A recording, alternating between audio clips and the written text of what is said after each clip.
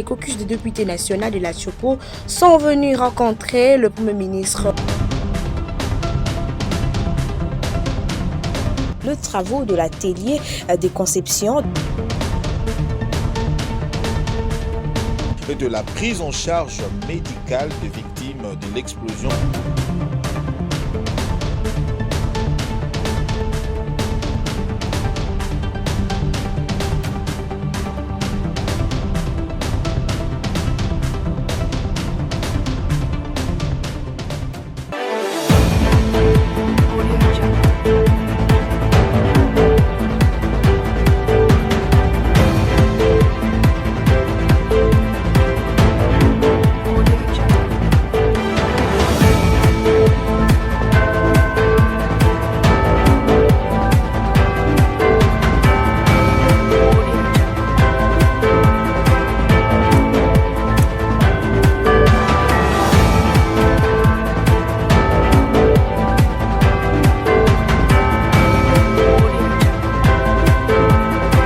Vous retrouvez, c'est un grand plaisir. Mesdames, Messieurs, bienvenue dans cette nouvelle session d'information du Grand Journal de Molière. Voici les grandes articulations.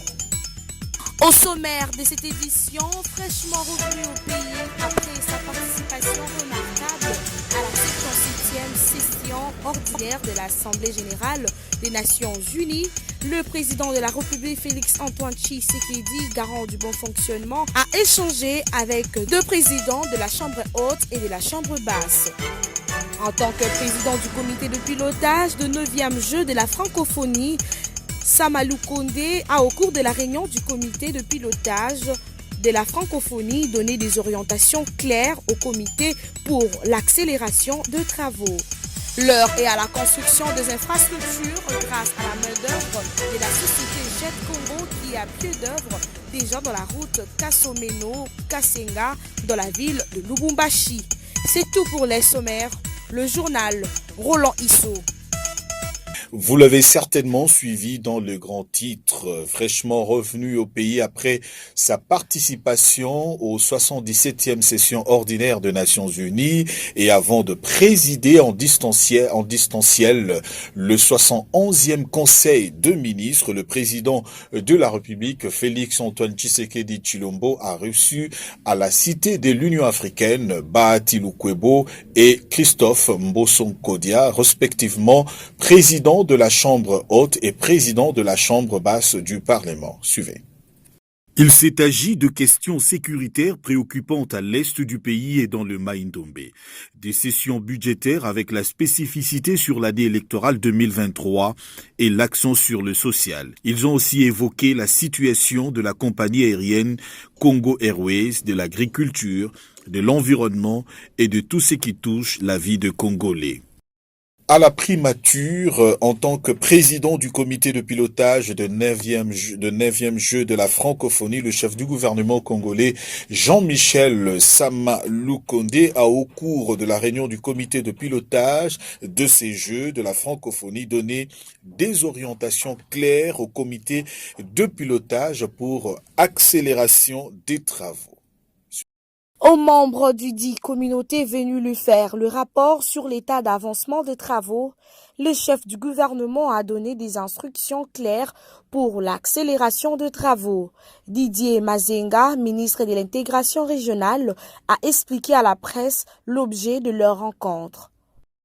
Je vais rappeler ici qu'on siégeait à une réunion du comité de pilotage.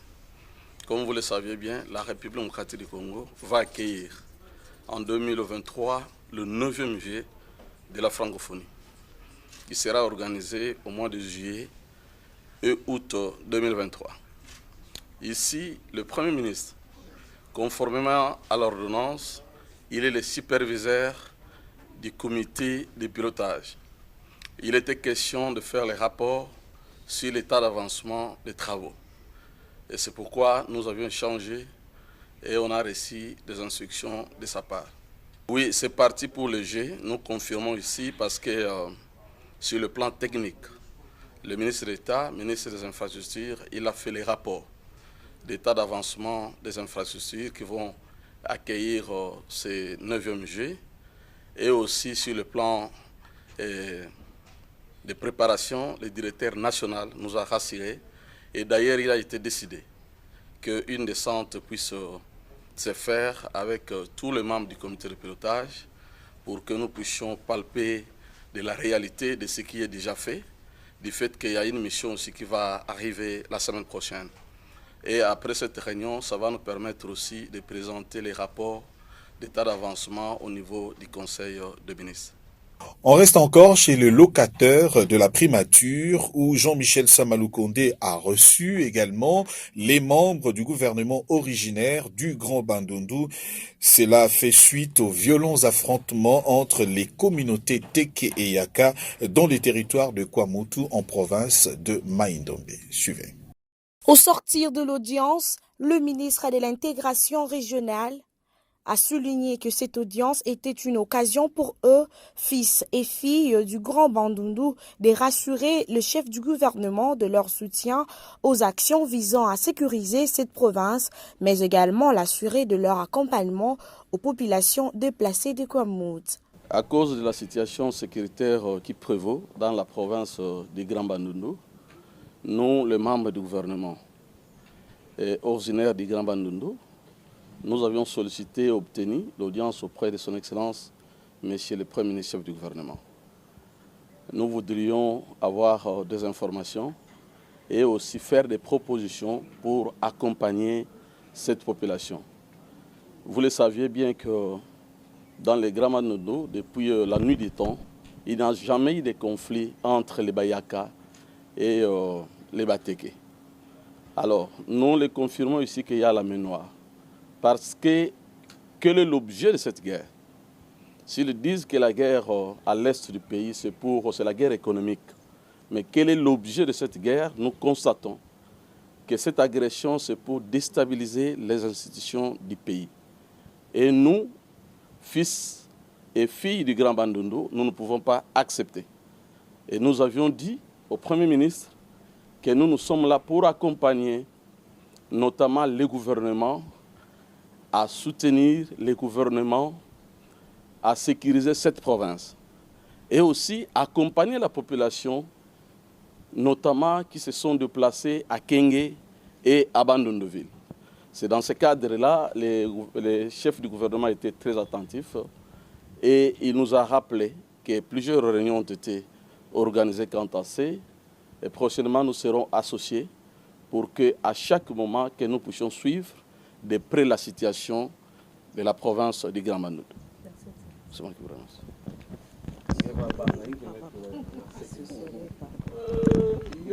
C'est depuis début août 2022 que la cité de Kwamout dans le Mai-Ndombe est le théâtre de violents affrontements à l'arme blanche entre membres de deux communautés, à savoir Teke et Yaka. Le gouvernement de la République est à pied d'œuvre pour que la situation se normalise dans cette partie du territoire national.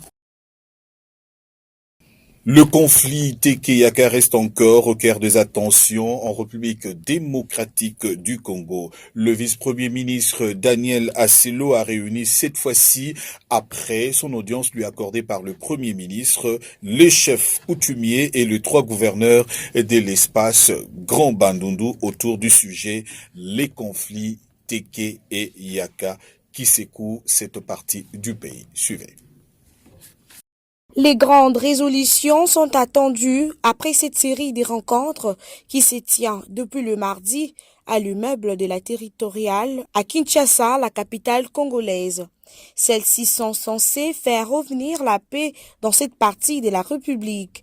Ces conflits qui remontent d'il y a quelques mois dans les territoires de Kwamout opposant deux communautés Teke et Yaka a pris de proportions inquiétantes, bien que le parcours de la réconciliation indispensable pour une paix durable est encore long et parsemé de défis. Le gouvernement de la République reste, à travers l'engagement du vice-premier ministre Daniel Asselo, est déterminé à mettre fin à ces conflits.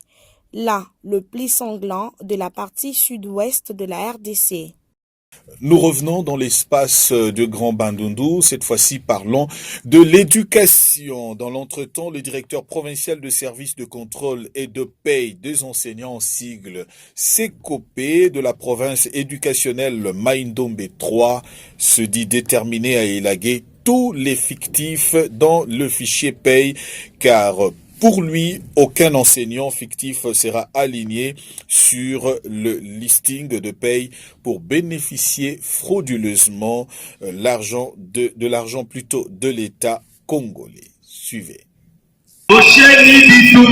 20 nouveaux inspecteurs de la 8e promotion, dont 9 du primaire, parmi lesquels 2 femmes, et 11 du secondaire, dont une femme, ont fait leur entrée dans la grande famille de l'enseignement primaire, secondaire et technique de la province éducationnelle de Mai-Ndombe 3, après un long moment de leur stage professionnel. Pour le directeur provincial de l'EPST Mai-Ndombe 3, l'inspecteur doit jouer ses 3 rôles d'or, former, contrôler et évaluer pour la bonne marche de l'éducation des apprenants de la province éducationnelle Mai-Ndombe 3. Remettre des brevets à ces inspecteurs qui font désormais pour notre inspection scolaire. Un inspecteur doit contrôler les écoles. Un inspecteur doit former tout le monde, chef d'établissement, enseignants, élèves. Un inspecteur doit évaluer le travail fait par les gestionnaires. À en croire l'inspecteur principal provincial de cette province éducationnelle, ces inspecteurs qui venaient de recevoir leur brevet d'aptitude aux fonctions de l'inspecteur, leurs arrêtés ainsi que leurs notifications devront montrer de quoi ils sont capables en ajoutant un plus lors de leur passage dans les établissements scolaires. Ils doivent aller sur le terrain tout en respectant les consignes. L'inspecteur doit avoir les formules d'inspection. L'inspecteur doit se considérer supérieur par rapport à celui qu'il soit licencié, qu'il soit gradué et que l'inspecteur est moins qualifié que celui. L'inspecteur doit se sentir à l'aise parce que dans son travail, il doit apporter un plus par rapport à ce que l'enseignant. Les lauréats ont pour leur part promis d'améliorer leur façon de travailler pour cette année scolaire exercice 2022-2023 qui a commencé. Nous sommes des corps de lutte. Nous suggérons qu'on fera de nos enfants, les apprenants utiles à eux-mêmes et à la société. Parce qu'avec la parité, nous sommes obligés de faire face avec tous les travaux du monde que les hommes travaillent. Cette fois-ci, nous allons vers le changement, de faire un enseignement de qualité à l'étendue de la RDC. L'inspecteur doit tout faire pour remonter la pente à l'éducation, surtout étant donné que notre mission est de contrôler, former et évaluer. Ici est de préciser que la photo des familles ainsi que les pas de danse exhibés par l'assistance ont sanctionné cette cérémonie. Voilà, après la province éducationnelle de Mai-Ndombe 3, nous voici encore, parlons de l'éducation qui tout semble se préciser cette fois-ci entre les parents et le corps professoral du complexe scolaire Saint-Gilbert, une première depuis le début de la rentrée scolaire, une réunion dont l'objectif est de consolider le lien entre parents et l'école. El Cicido a signé ce reportage. Suivez. Tout semble se préciser entre parents et corps professoral du complexe scolaire Saint-Gilbert, une première depuis le début de l'année, une réunion dont l'objectif est de consolider le lien entre parents et école. Faisant d'une pierre deux coups après la présentation de certains instituteurs, l'heure était à la présentation du comité de parents.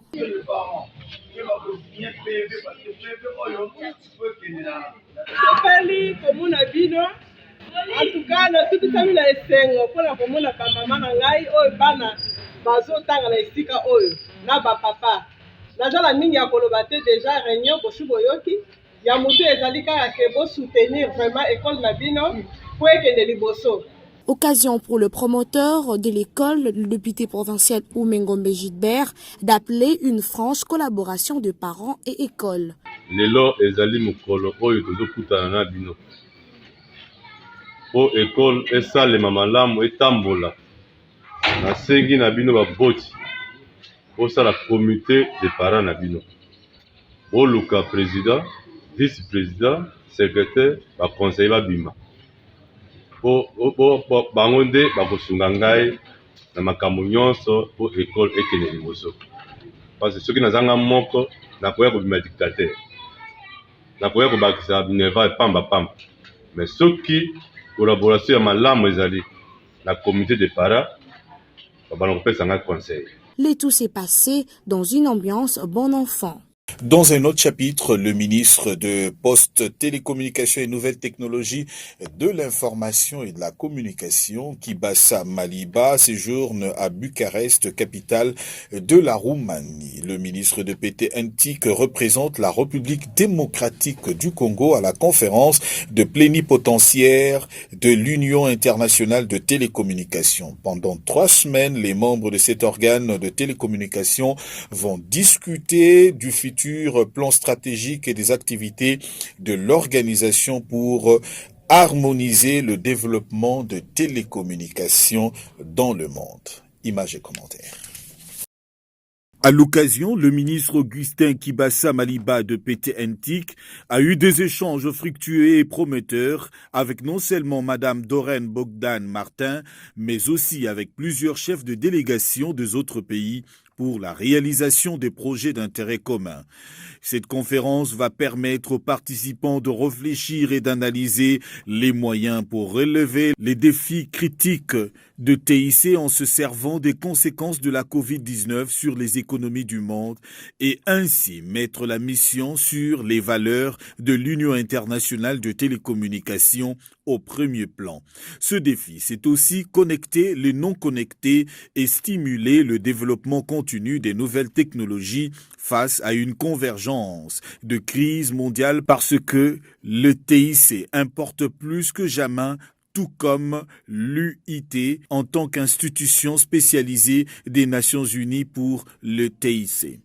Il s'agit de préciser que les travaux ouverts le 23 septembre vont se clôturer le 17 octobre. Après le vote, les officiels vont regagner leur pays et les experts vont poursuivre les travaux jusqu'à la clôture. Parlons autre chose. L'heure est à la construction des infrastructures grâce à la main-d'œuvre de la société GED Congo qui est à pied d'œuvre déjà sur la route Kasomeno-Kasenga dans la ville de Lubumbashi. Nous sommes là précisément dans la province du Haut-Katanga. Lubumbashi, ville économique importante de la République démocratique du Congo, devant être reliée à Dar es Salaam, le port qui est une grande porte d'entrée orientale du continent africain. Un vrai défi à relever, surtout gagner plusieurs centaines de kilomètres comme raccourci, allant jusqu'à près de 800. Une aubaine, le groupe européen de développement GED y croit et passe à l'acte à travers la route des concessions Kasomeno, Kasenga, Tchaloué, un pont sur la Luapula pour relier la République démocratique du Congo à la Zambie jusqu'à Mwenda. Les travaux préliminaires consistent d'abord à s'épancher sur la contribution sociale, rendre praticable le tronçon Kasomeno-Kasenga à partir du PK0.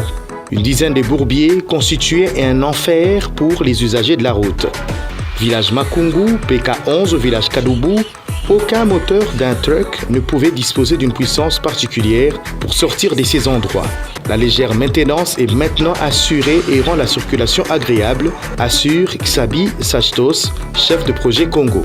En réalité, ce travail, c'est notre contribution sociale pour aider les gens et la population à circuler entre la ville de Lubumbashi et Kasenga en moins de temps. Après 3 années de construction, on aura une route moderne asphaltée depuis Kasomeno jusqu'à Tchaloué, jusqu'à la rivière et avec un pont sur la rivière Luapula et après également une route de plus de 86 km de la rivière jusqu'à la ville de Mwenda en Zambie. La contribution sociale trouve déjà du répondant côté population riveraine. Nous avons constaté un changement sur notre route. Autrefois, la circulation était difficile.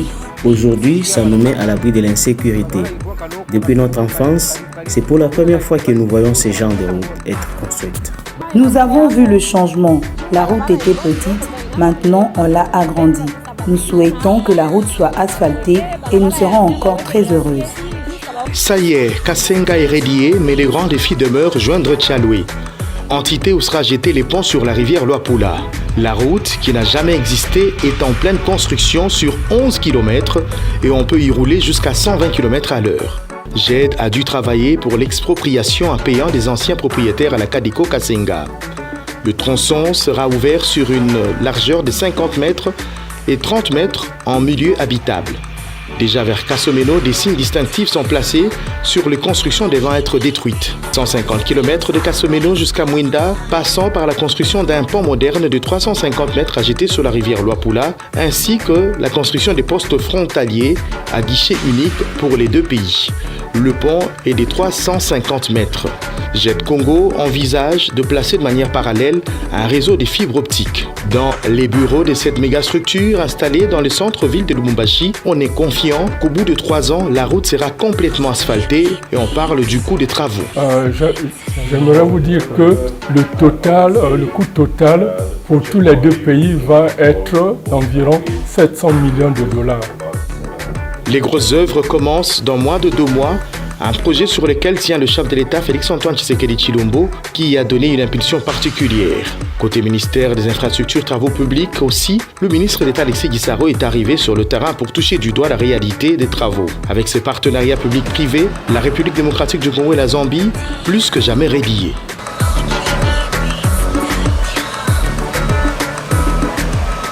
Le ministre des Infrastructures et Travaux Publics, Alexis Gisaro, a reçu dans son bureau les membres de GED Africa. Au menu de leur échange, les bitumages de la route Kasumeso-Kasenga et Chaloué et le pont qui sera jeté dans la rivière plutôt Mwenda. Une route qui sera très bénéfique pour la République démocratique du Congo. Suivez. C'est une rencontre qui vient rendre irréversible la construction d'une route asphaltée entre la République démocratique du Congo et la Zambie, se réalisant sur l'axe Kasomeno-Kasenga-Chaloué, pont jeté sur la rivière Luapula et Mwenda en Zambie.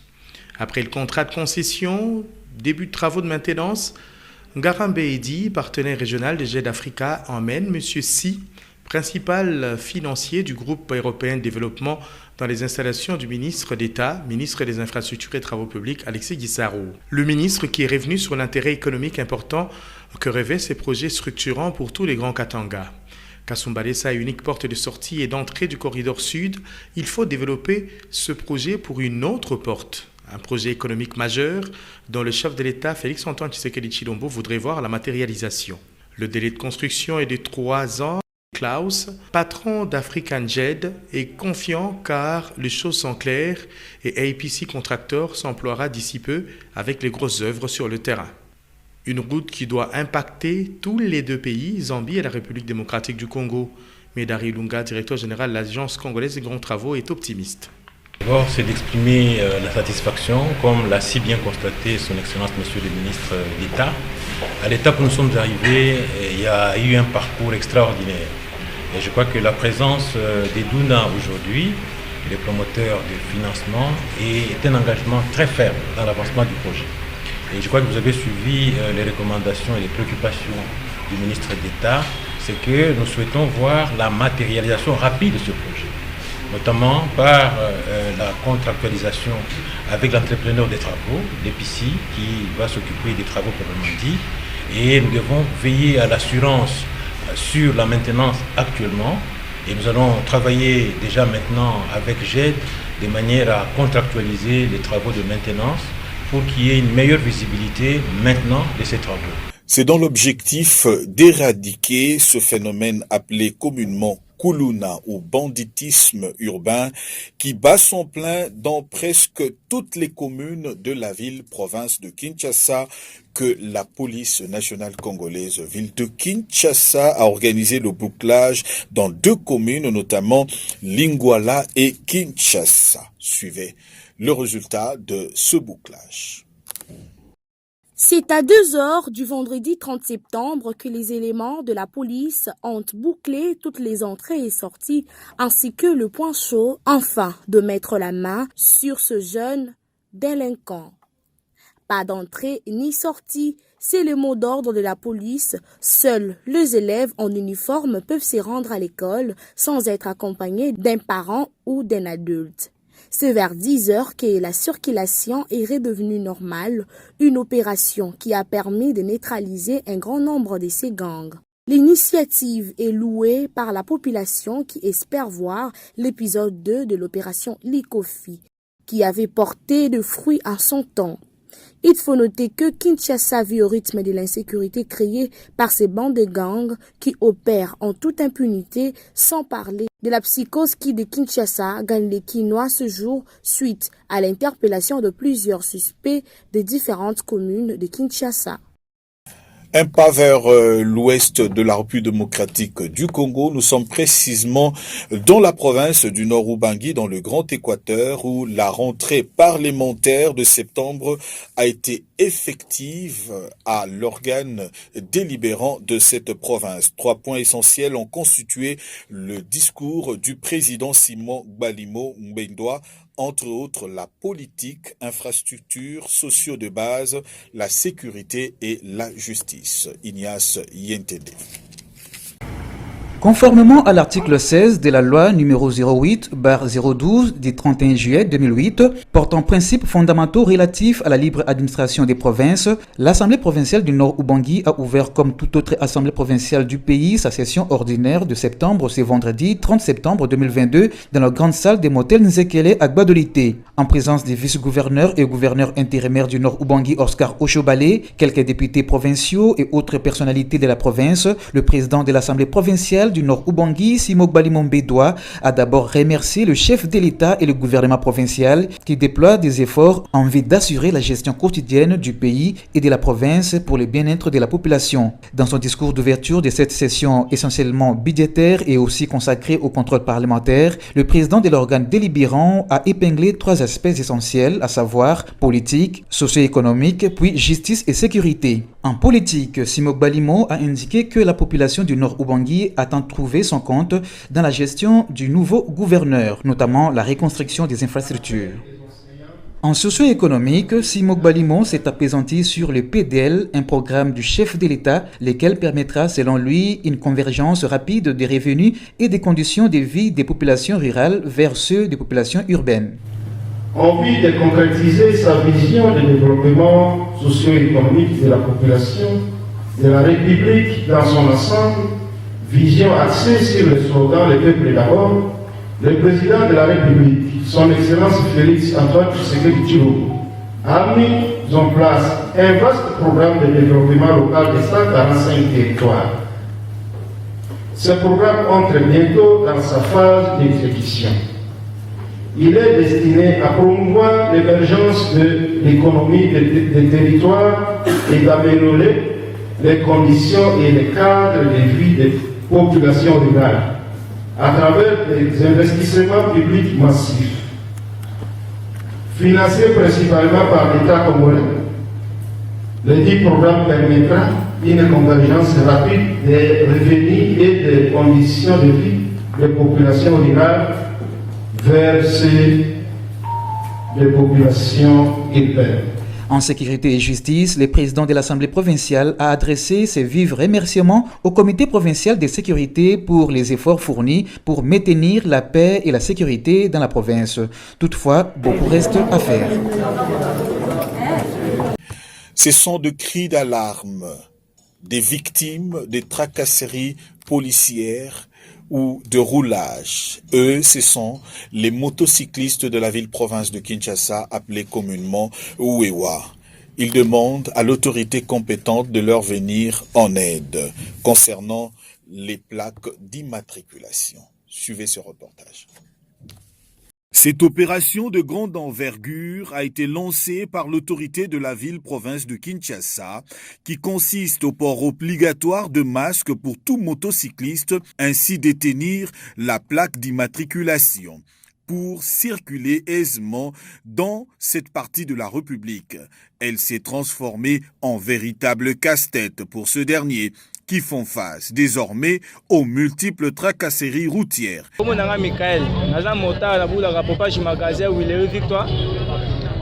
question nous posons par rapport à la carte rose dans la plaque. Nous sommes à la plaque.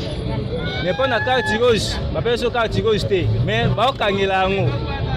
Mais total ra mituka za plaque na carte rose mba moka biso sizo. Nous sommes à plaque carte rose bezo sima. Depuis attention carte rose et mon démon de la tokena. Nous la carte sur mon côté. Baba j'ai qui sont que nous sommes à plaque parce que nous sommes pas besoin de carte rose. tozalaka biso te baroulage bakanga biso mpona carte rose bagouverneur ablige tosomba baplaki tosomi plaki alobaka esu te me bakokanga kaka oza na nyonso me bakokanga permis oza permis meme mikanda to ya leta moto eza nango me bakokanga kaka otemi mabe okangi frais bien te nous étions parmi les tout premiers membres de Sombaki. Mais jusqu'à présent, il y avait déjà sur 3 mois, nous avons une carte rose. Et ça, ok, il y a un outil, il n'y a pas de dérangement. Nous avons demande d'immatriculation d'une moto. Et les cartes roses, est-ce qu'on roulage à côté de Mélangaï? Ngape esprit moko na bakana to la kanango na makambo na biso anzela o na komi ko buna na roulage bakoya ko zanga ke les wewa ce sont des impolis. De bien vouloir suivre de près cette affaire, car la vie de motocyclistes sont devenus des proies de la part de cette police routière appelée roulage. Un casse-tête certainement à trouver une solution.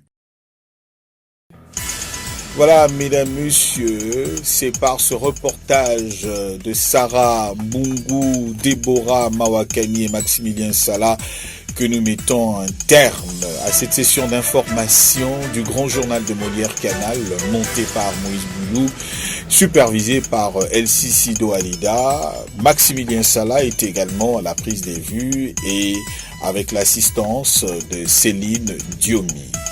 Info en continu dans notre site internet meolis.net, également notre YouTube Meolis YouTube et également notre Twitter. Mesdames, Messieurs, voici le rappel de principaux titres.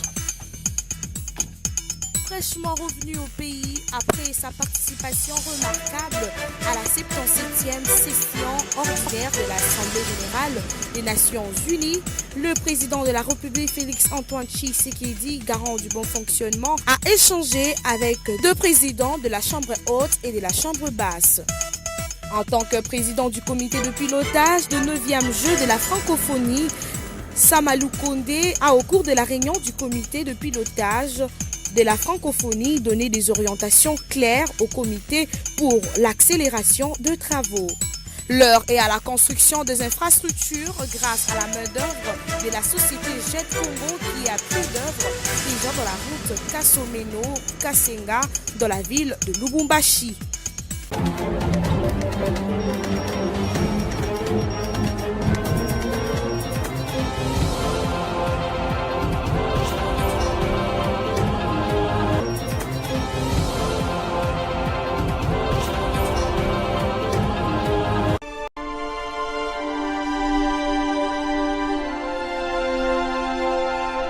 Je suis clairvoyant.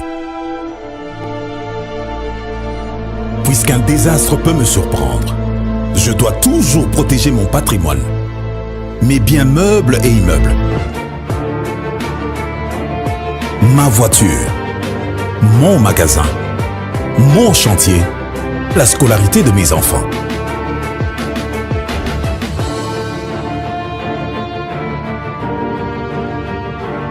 Heureusement, la SONAS a démontré sa capacité à couvrir les risques et à prendre correctement en charge l'assuré, ainsi que toutes les victimes en cas de sinistre.